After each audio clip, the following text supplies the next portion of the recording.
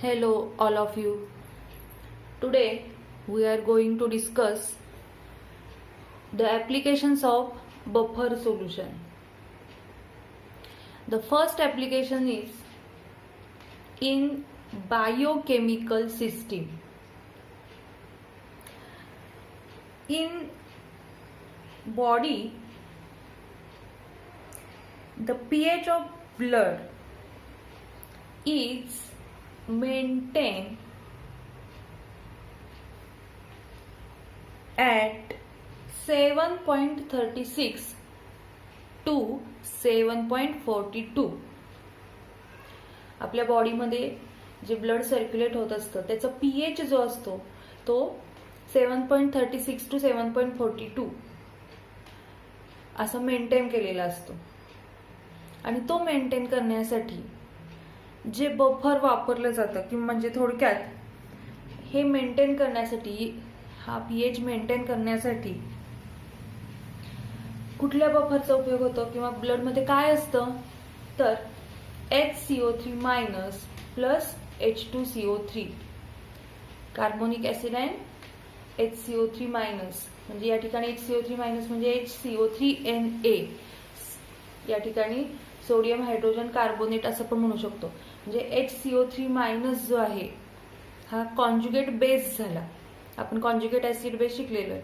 म्हणजे हा जो बफर आहे हा ऍसिडिक बफर आहे. या ठिकाणी हे वीक ऍसिड आहे आणि हे जे आहे हे काय आहे तर it is a salt of strong base, कारण की ते एनएच तयार होणार आहे. थोडक्यात हा HCO3- अँड H2CO3 याच्यामुळं किंवा या बफरमुळं ब्लडचं पीएच जो आहे तो मेंटेन केला जातो फ्रॉम 7.36 टू 7.42. जर का हा पीएच प्लस मायनस 0.2 झाला म्हणजे 0.2 न कमी किंवा जास्त झाला तरी सुद्धा या ठिकाणी डेथ होऊ शकते.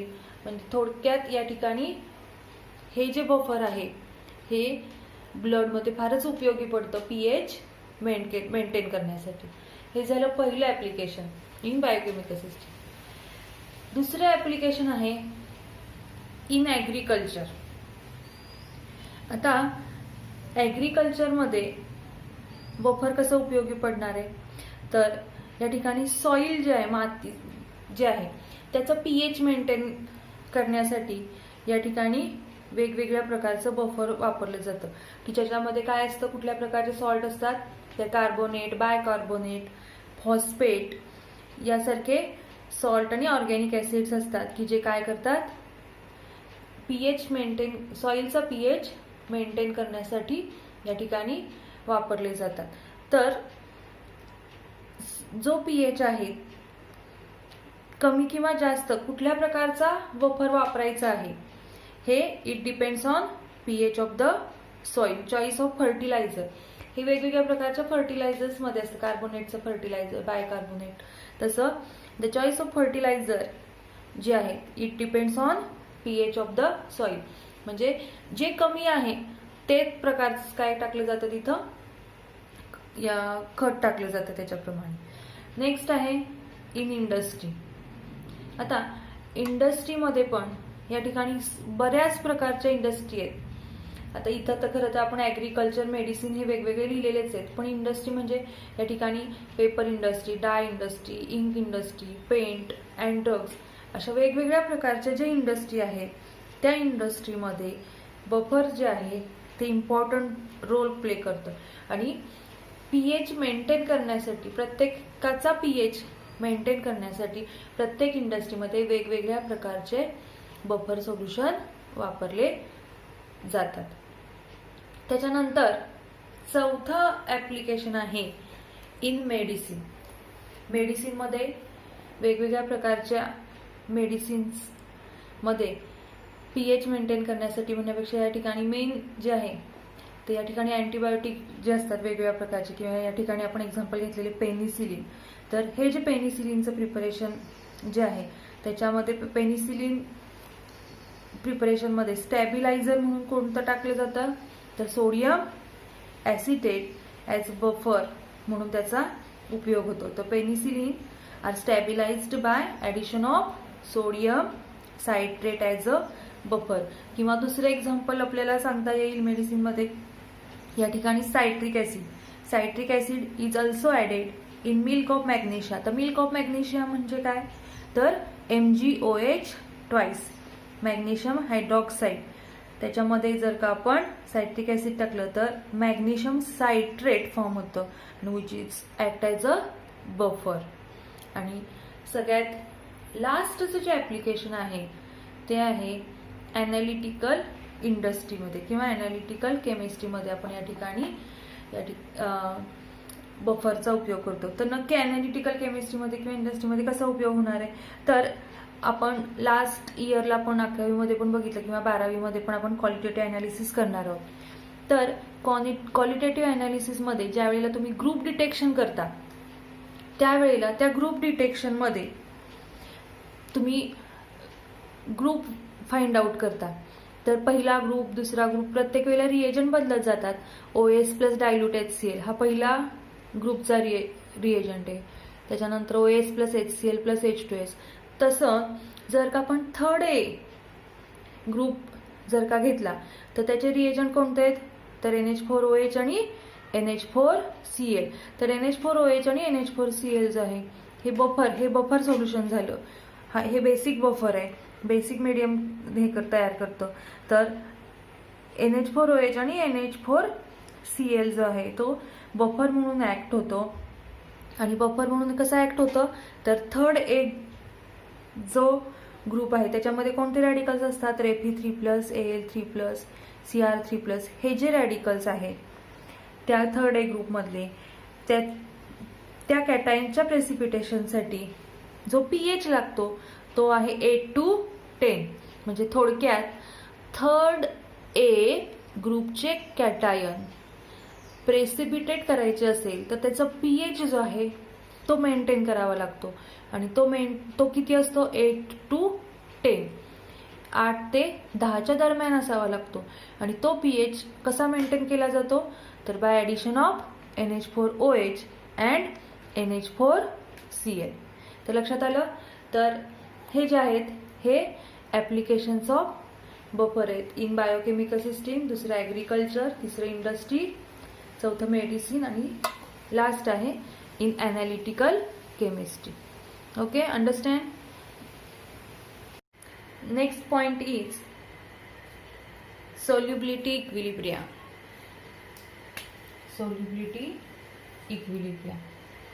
पण solubility equilibria बघायच्या आधी आपल्याला solubility म्हणजे काय, सॅच्युरेटेड सोल्युशन म्हणजे काय आणि स्पेरिंगली सोल्युबल सॉल्ट म्हणजे काय हे माहिती पाहिजे. तर what is mean by solubility of A compound. Solubility म्हणजे काय, तर solubility of a solute is its amount per unit volume of saturated solution at a specific temperature. म्हणजे ठराविक टेम्परेचरला एखाद्या सॅच्युरेटेड सोल्युशन मध्ये त्याचं जे amount of solute per unit volume जे असतं त्याला म्हणायचं आहे सोल्युबिलिटी. म्हणजे आपण पाण्यामध्ये साखर डिझॉल्व्ह करतो, म्हणजे साखर सोल्युबल आहे, पण किती प्रमाणात सोल्युबिलिटी आहे, सोल्युबिलिटी म्हणजे काय, तर साखर म्हणजे सोल्यूट असतं. तर solubility of a solid is its amount per unit volume of saturated solution at a specific temperature. मग सॅच्युरेटेड सोल्युशन म्हणजे काय, कारण की आपल्याला इथं शब्द आलेला आहे सॅच्युरेटेड सोल्युशन. तर सॅच्युरेटेड सोल्युशन याचा अर्थ विच कंटेन किंवा saturated solution contain maximum amount of solute dissolved in a given amount of solvent at a given temperature. एका ठराविक टेम्परेचरला या ठिकाणी मॅक्झिमम अमाऊंट ऑफ सोल्यूट हे एका गिवन अमाऊंट ऑफ सॉल्वंट मध्ये म्हणजे एका ठराविक अमाऊंट ऑफ सॉल्व्हंटमध्ये मॅक्झिमम अमाऊंट ऑफ सोल्यूट जर का डिझॉल्व्ह असेल एका ठराविक टेम्परेचरला तर त्याला म्हणायचंय सॅच्युरेटेड सोल्युशन. लक्षात आलं सॅच्युरेटेड सोल्युशन म्हणजे काय? तर एका ठराविक अमाऊंट ऑफ सॉल्व्हंटमध्ये maximum amount of solute at a specific temperature at a given टेम्परेचरला डिझॉल्व्ह असेल तर त्याला आपण सॅच्युरेटेड सोल्युशन म्हणतो. म्हणजे आपण पाण्यामध्ये साखर डिझॉल्व्ह करतो, ती साखर डिझॉल्व्ह होते पण एका ठराविक आपण 1 चमचा 2 चमचे ठराविक आपण साखर वाढवत जाऊ पण एका ठराविक रेंज पर्यंत, पण त्याच्यानंतर साखर डिझॉल्व्ह होत नाही. तर जोपर्यंत डिझॉल्व्ह होते maximum amount of solute dissolved in a specific amount of solvent at a given temperature म्हटलेलं आहे. आणि तिसरं आहे स्पेरिंगली सोल्युबल सॉल्ट किंवा स्पेरिंगली सोल्युबल कंपाऊंड. कशाला म्हणायचं? तर those dissolved only slightly in water. या ठिकाणी थोड्याशा प्रमाणात काय असतं वॉटरमध्ये डिझॉल्व्ह असतं, त्याला म्हणायचं आहे स्पेरिंगली सोल्युबल सॉल्ट. आता सोल्युबिलिटी इक्विलिब्रियम हा पॉइंट जर का आपल्याला बघायचं झालं तर आपण एक्सप्लेन कसं करणार? तर AgCl हा जो सॉल्ट आहे, AgCl हा सॉल्ट आहे, तर AgCl salt is sparingly soluble salt आहे. It dissolved in when it dissolved in a water and stir its small amount of salt dissolved in a water to form a saturated solution. AgCl जो आहे हा AgCl काय आहे? Sparingly soluble salt आहे. ज्यावेळेला आपण AgCl पाण्यामध्ये थोड्याशा प्रमाणात टाकू आणि विगरसली या ठिकाणी आपण स्टर करू तर हा थोड्याशा प्रमाणात काय होतो पाण्यामध्ये डिझॉल्व्ड होतो आणि तिथं सॅच्युरेटेड सोल्युशन तयार होतं. आता AgCl हा तर सॉल्ट आहे आणि सॉल्ट म्हणजे काय असतं या ठिकाणी? It dissociate completely. याचं डिसोसिएशन काय असतं? कम्प्लीट म्हणजे स्ट्रॉंग इलेक्ट्रोलाइट आहे. हा स्ट्रॉंग इलेक्ट्रोलाइट आहे म्हटल्यावर त्याचं डिसोसिएशन जे आहे ते कम्प्लिटली असतं. पण या ठिकाणी आपण सांगताना काय सांगितलेलं आहे? कम्प्लिटली डिझॉल्व्ह असल्यामुळे इथं सिंगल एरो पाहिजे, बरोबर आहे. पण इथं आपण डबल एरो का केलेला आहे? तर जो काही सॉल्ट AgClचा जो स्पेरिंगली सोल्युबल सॉल्ट आहे त्याच्यापासून जे आयन्स तयार होतात, कोणते आयन्स तयार होणार आहेत? Ag+ आणि Cl-, म्हणजे हा स्पेरिंगली सोल्युबल सॉल्ट आहे म्हणजे कमी प्रमाणात विरघळतो. पण जो काही डिझॉल्व्ह झालेला आहे तो काय होतोय? कम्प्लिटली डिसोसिएट होतोय आणि जेवढा डिझॉल्व्ह झालाय तेवढा सगळ्याचे सगळे काय होतात? त्याचे आयन्स तयार होतात Ag+ आणि Cl-. आणि म्हणून या ठिकाणी आपण इथं AgCl गिव्स Ag+ Cl- लिहिलंय पण इथं इक्विलिब्रियम लिहिलेलं आहे कारण की आपण इथून मागं प्रत्येक वेळेला salt is a completely dissociated असं म्हटलेलं आहे आणि तिथं सिंगल एरो लिहिलेला आहे. इथं डबल एरो लिहिला याचं कारण काय? तर AgCl जो आहे हा स्पेरिंगली सोल्युबल सॉल्ट आहे. जेवढा काही डिझॉल्व्ह होतो तेवढा सगळ्याचा सगळा डिसोसिएट होतो. पण म्हणजे सगळा डिसोसिएट होतो का? तर तो स्ट्रॉंग इलेक्ट्रोलाइट आहे असं. आणि हा जो AgCl आहे हा अनडिझॉल्व्ड असणार आहे आणि हा जो आहे हा डिझॉल्व्ड आणि डिझॉल्व्ड असल्यामुळे तो कम्प्लिटली डिसोसिएटेड असे. आणि म्हणून इथं जे इक्विलिब्रियम आहे ते इक्विलिब्रियम कुणाकुणाच्यात आहे मग? तर हा Ag+ आणि हा Cl- की हे जे कोण आहेत? डिझॉल्व्ड आयन्स आहेत आणि हे डिझॉल्व्ड आयन्स ऑफ Ag+ आणि Cl-. आणि हा AgCl जो आहे हा कोण आहे? तर अनडिझॉल्व्ड फॉर्म मध्ये, सॉलिड फॉर्म मध्ये. आणि यांच्यामध्ये जे इक्विलिब्रियम म्हणजेच equilibrium exist between Ag+ and Cl- and undissolved AgCl in the saturated solution, यांच्यामध्ये जे इक्विलिब्रियम तयार होणार आहे त्याला म्हणायचंय सोल्युबिलिटी इक्विलिब्रियम. लक्षात येत आहे? म्हणजे जो काही सॉल्ट सोल्युबल झालाय तो कम्प्लिटली डिसोसिएटेड आहे आणि त्या डिसोसिएशन मध्ये आणि अनडिझॉल्व्ड यांच्यामध्ये जो इक्विलिब्रियम आहे त्याला म्हणायचं आहे सोल्युबिलिटी इक्विलिब्रियम. आता AgCl gives Ag plus plus Cl minus याच्यामध्ये इक्विलिब्रियम कंडिशन लिहिली. तर आता जर का आपण याच्यासाठी आपण इक्विलिब्रियम कॉन्स्टंटचं इक्वेशन लिहिलं तर काय येणार, तर K is equal to concentration of हा Ag plus into concentration of Cl minus divided by concentration of AgCl. आपण इक्विलिब्रियम कॉन्स्टंट कसा काढायचा आहे आपल्याला माहिती आहे, आपण त्या इक्वेशन नुसार हे काढलेलं आहे.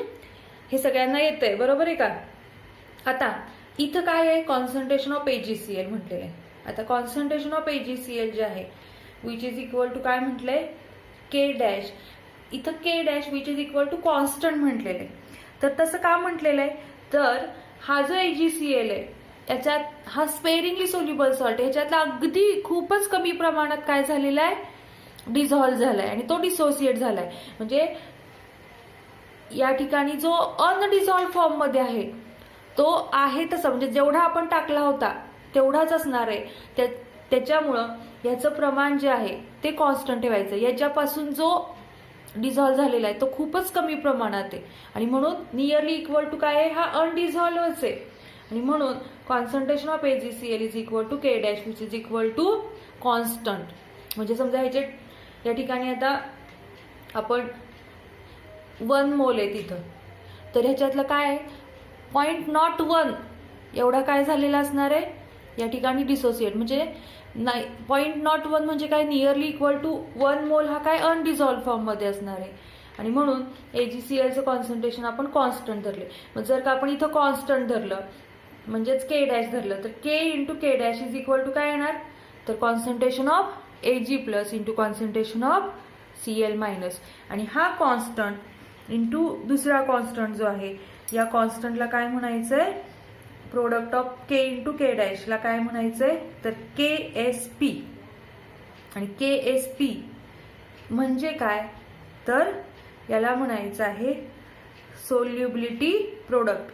म्हणून आपण S आणि P लिहिलेले. S म्हणजे सोल्युबिलिटी आणि P म्हणजे प्रोडक्ट. तर KSPचा अर्थ आहे सोल्युबिलिटी प्रोडक्ट. मग आपलं शेवटचं इक्वेशन कसं आलं, तर KSP is equal to Ag plus into Cl minus. आता आपल्याला KSP ची डेफिनेशन बघायची, पण त्याच्या आधी आपण या ठिकाणी डेफिनेशनच्या आधी आपण अजून एक एक्झाम्पल बघणार आहोत आणि त्या एक्झाम्पल नुसार आपण नंतर डेफिनेशन लिहिणार आहोत. आता इथं बघा CaF2 हे दुसरं एक्झाम्पल आहे. आता CaF2 हा सॉल्ट आहे, याचं डिसोसिएशन कसं होणार, Ca2 plus plus 2F minus. आता तुम्हाला याच्यासाठी हे Ca2 प्लस हा जो कॅटायन आहे ह्याच्यावर किती चार्ज आहे हे माहिती पाहिजे. F मायनस वरती F ला एकच मायनस असतो हे तुम्हाला माहिती पाहिजे. आता CaF2 ही रिएक्शन बॅलन्स आहे. इथं बघा बरं कॅल्शियम 1 आहे, इथं किती आहे, कॅल्शियम एकच याच्या मागे 1 आहे. F किती आहे तिथं, कोएफिशियंट किती आहे Fचा, म्हणजे Fचे ॲटम किती आहेत 2, या Fच्या मागे 2 आहे, म्हणजे ही रिएक्शन बॅलन्स आहे. आता ही रिएक्शन ॲटमच्या बाबतीत बॅलन्स आहे. आयन्स याचे बॅलन्स आहेत का, तर ह्याचे आयन्स किती आहेत 2 प्लस आणि याचे आयन्स किती आहेत 2 मायनस, म्हणजे 2 प्लस 2 मायनस कॅन्सल, याचा गुणाकार करतो आपण. म्हणजे आणि इथं काहीच नाही, म्हणजे थोडक्यात Ca2 plus 2 plus 2 minus cancel. मग याच्यासाठी जर का आपल्याला KSP लिहायचा असेल तर आपण कसा लिहिणार KSP, तर KSP इज इक्वल टू, आता हा जो आयन आहे त्याचं concentration of Ca2 plus into concentration of F minus. हा जो F मायनस आहे तो इथं लिहिलेला आहे आणि या F मायनसचा जो कोइफिशियंट आहे तो आपण काय लिहिलेला आहे, ब्रॅकेटच्या वरती लिहिलेला आहे. थोडक्यात या ठिकाणी बॅलन्स करायसाठी जो कोइफिशियंट आपण लिहित असतो तो कोइफिशियंट आपण काय करायचा आहे, या ठिकाणी त्या आयनच्या इथं रेस टू पॉवर लिहायचा आहे. लक्षात आलं, म्हणजे KSP is equal to concentration of Ca2 plus into concentration of F minus, इथं ब्रॅकेट स्क्वेअर का केलं कळलं, तर याच्या मागं 2 आहे म्हणून इथं 2 लिहिलेले. समजा इथं 3 असतं तर आपण इथं किती लिहिलं असतं, 3 लिहिलं असतं. लक्षात आलं? ठीक आहे. आता दुसरं example, Ca3PO4 twice calcium phosphate. याचं आयोनायझेशन कसं होणार, तर 3Ca2 plus plus 2PO4 3 minus.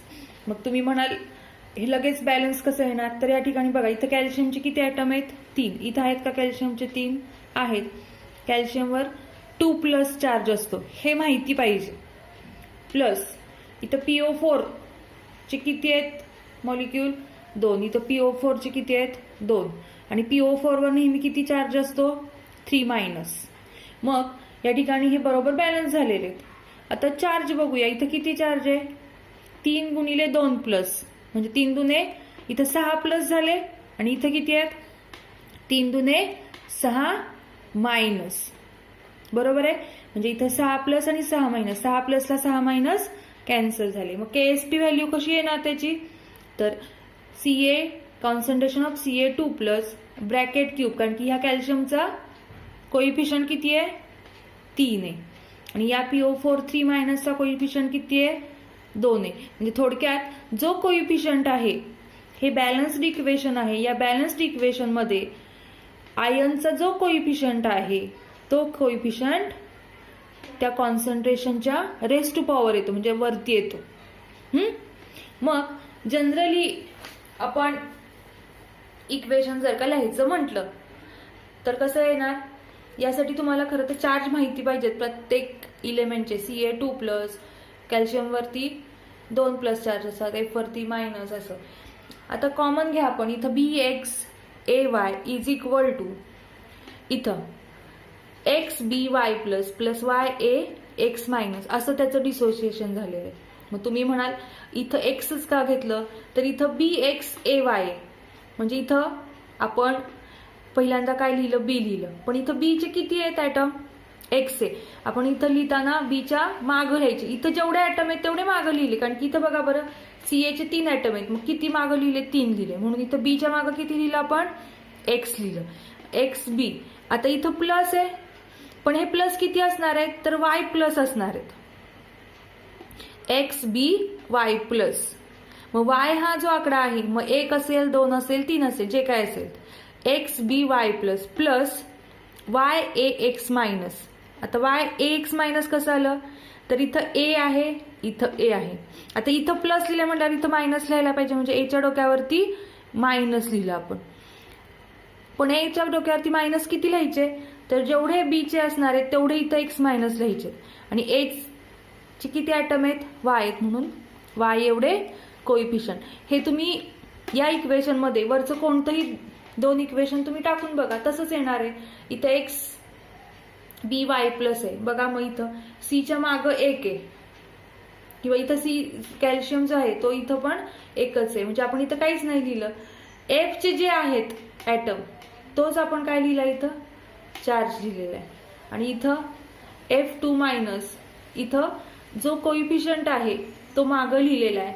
आणि चार्ज किती लिहिला आहे, तर कॅल्शियमचा जो कोइफिशियंट आहे तेवढा चार्ज लिहिलेला आहे.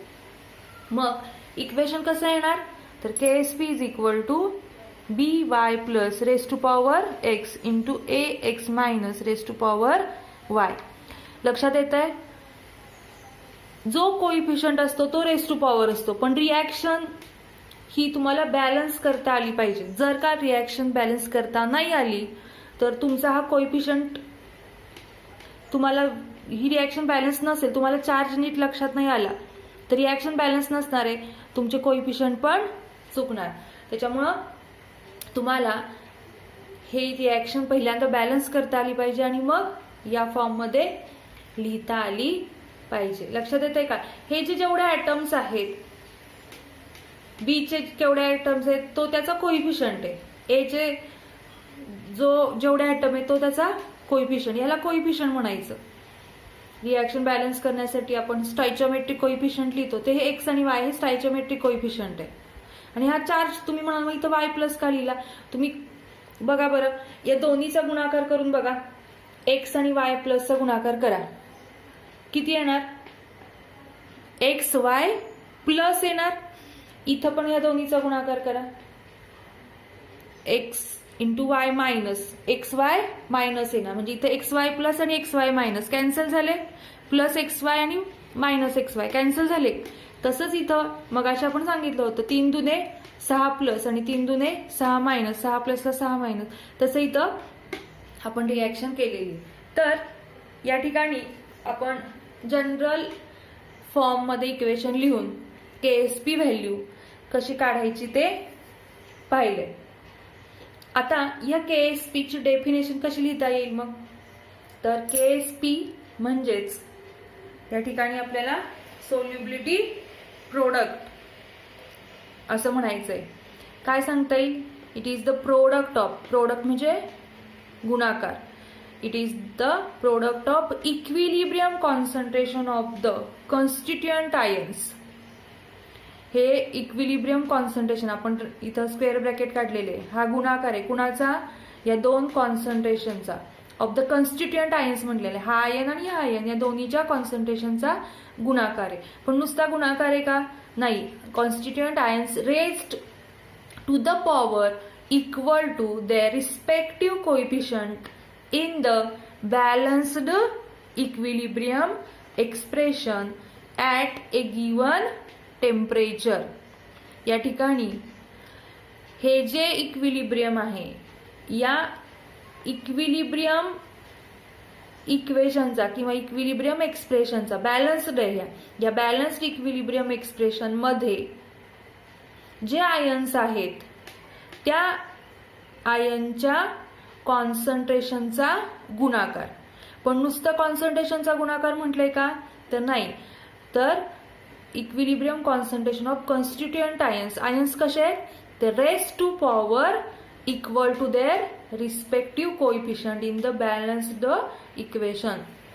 बॅलन्स्ड इक्वेशन मध्ये जे कोएफिशियंट आहेत ते काय केले? त्या रिस्पेक्टिव्ह आयन्सला रेज टू पॉवर केलेत आणि त्या दोन्हीच्या कॉन्सन्ट्रेशनचा गुणाकार म्हणजेच सोल्युबिलिटी प्रोडक्ट. लक्षात येत आहे? तर या पद्धतीनं सोल्युबिलिटी प्रोडक्टची ही डेफिनेशन झाली. Okay, thank you.